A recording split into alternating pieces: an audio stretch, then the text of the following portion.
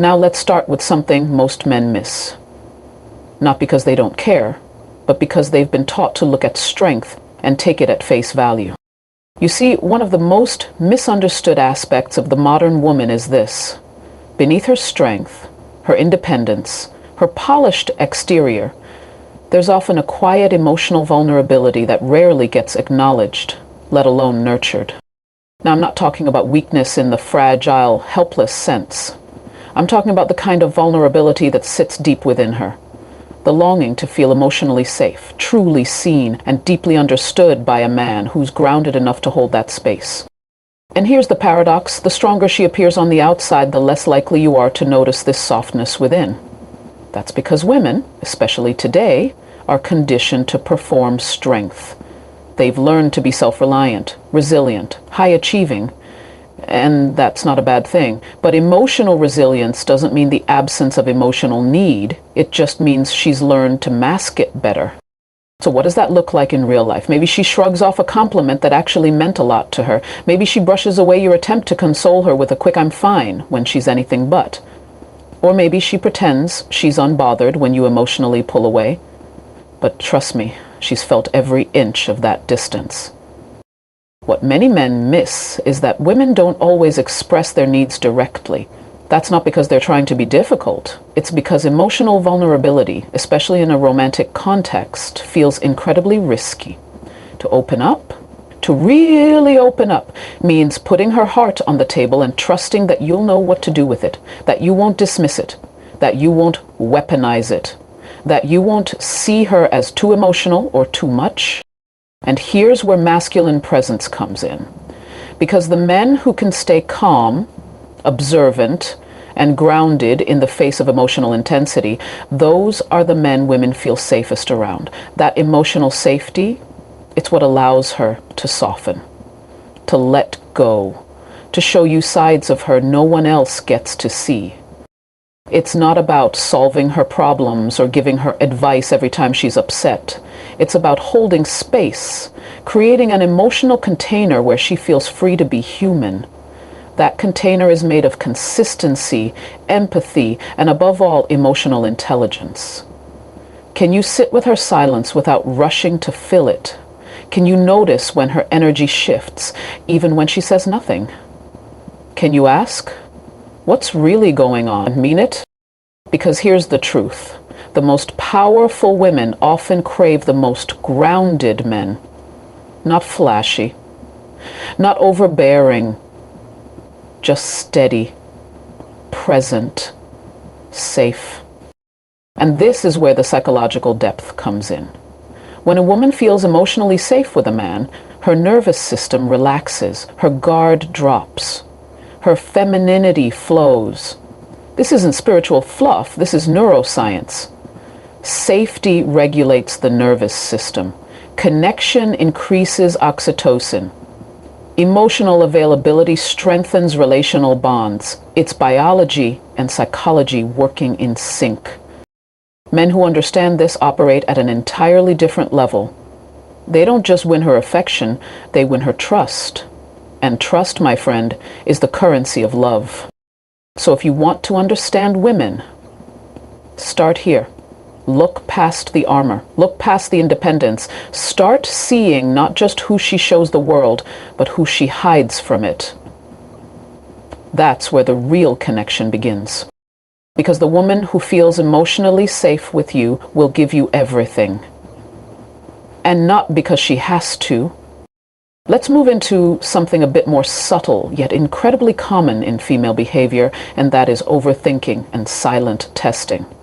If you've ever found yourself wondering why a woman seemed to change her energy suddenly, gave you mixed signals, or asked what felt like a loaded question out of nowhere, you may have been experiencing this without even knowing it. Now let me be clear. When I say testing, I'm not talking about manipulative games or intentional emotional traps. I'm talking about unconscious psychological strategies many women use to determine whether the man they're engaging with is safe, emotionally available, and consistent. These tests aren't mean-spirited.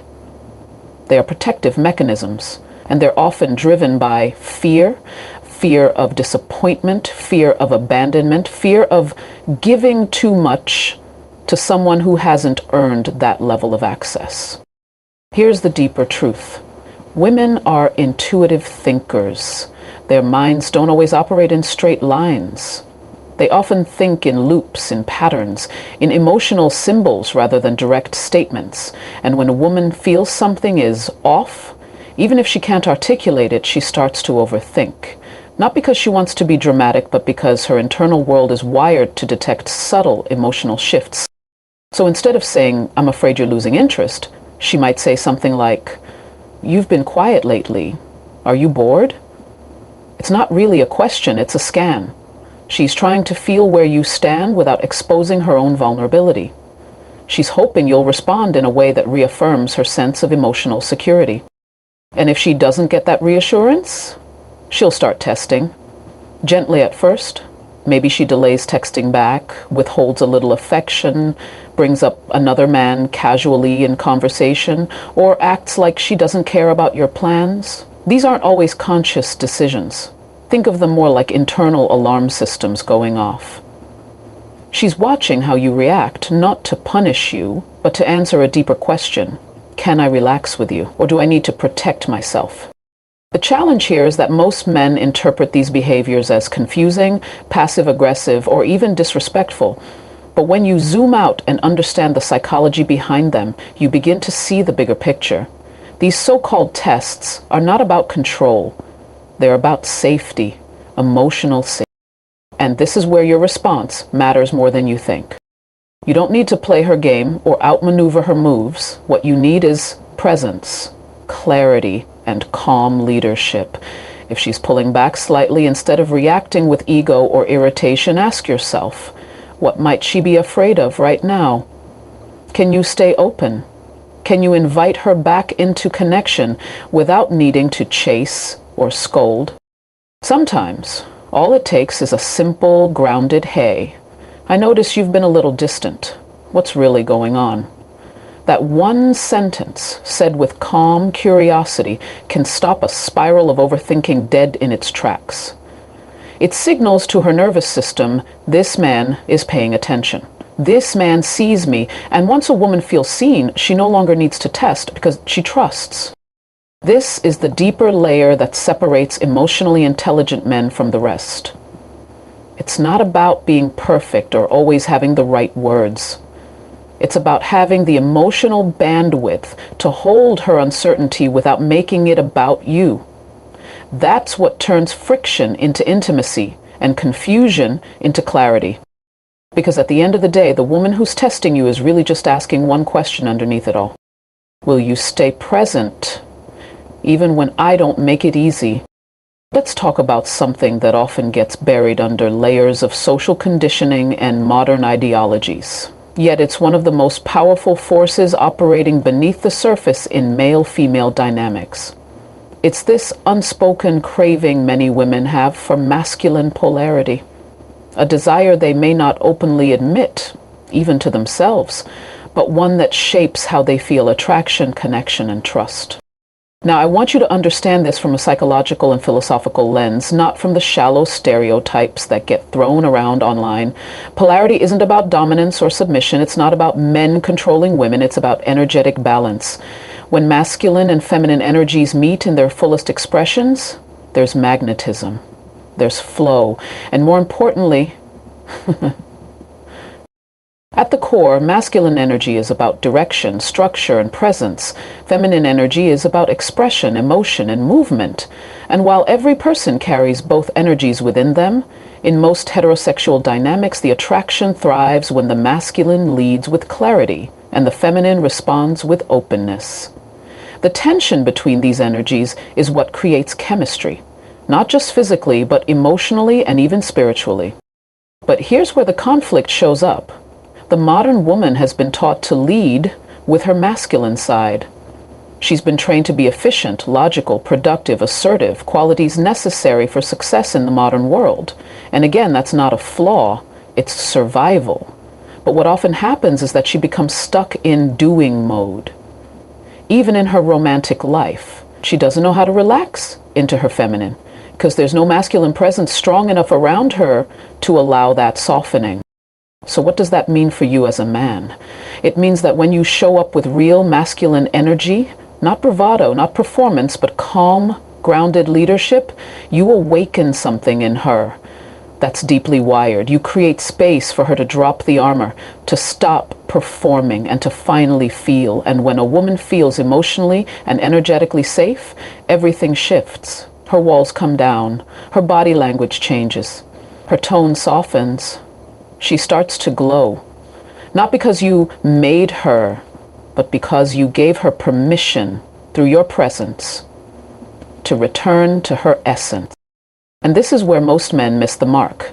They either try to match her energy, become passive, agreeable, conflict avoidant, or they swing the other way and act overly aggressive, thinking that's what being a man means.